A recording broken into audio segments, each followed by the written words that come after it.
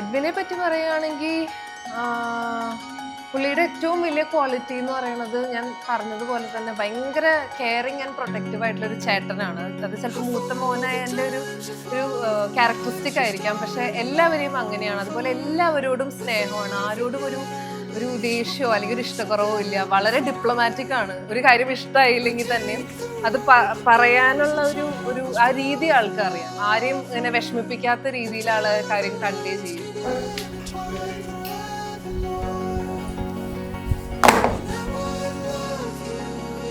സോണിറ്റേനെ ഇപ്പം നമ്മൾ പരിചയപ്പെട്ട് വരുന്നേ ഉള്ളൂ. പക്ഷേ എനിക്ക് ഫസ്റ്റ് ആളെ കണ്ടപ്പോൾ ഉണ്ടായൊരു ഫസ്റ്റ് ഇംപ്രഷൻ എന്ന് പറയുന്നത് ഭയങ്കര പാവമാണ്, ഭയങ്കര സോഫ്റ്റ് സ്പോക്കൺ ആണ്. പിന്നെ അതേസമയം എഡ്വിന് പറ്റിയ മാച്ചാണ്, കാരണം ഇവർ രണ്ടുപേരും സെയിം വൈബാണ്. എനിക്ക് അങ്ങനെയാണ് തോന്നിയത്.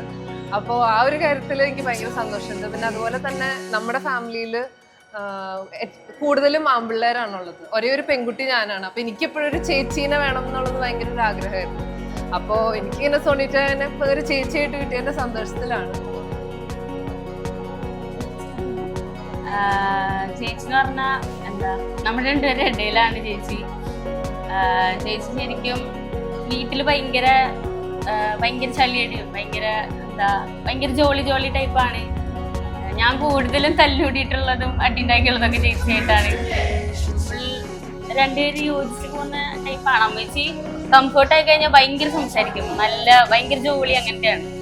ചേട്ടൻ ഭയങ്കര കാമായതുകൊണ്ട് അവർ രണ്ടുപേരും അമ്മയും സംസാരിക്കും, ചേട്ടൻ കേൾക്കും. അങ്ങനത്തെ ഒരു കണക്ഷൻ ആണെന്ന് തോന്നുന്നു കണ്ടിട്ട്.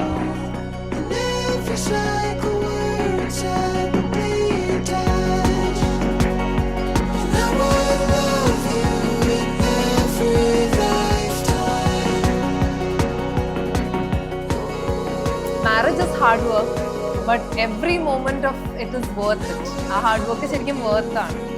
അപ്പോൾ അങ്ങനെ ഒരുപാട് എന്താ പറയുക, നല്ല മെമ്മറീസും ഒരുപാട് ക്യൂട്ടായിട്ടുള്ള മൊമെന്റ്സും നിങ്ങൾക്ക് ഉണ്ടാവട്ടെ എന്ന് ഞാൻ പ്രാർത്ഥിക്കുകയും ആശംസിക്കുകയും ചെയ്യാണ്. Big love and shout out to you Edwin.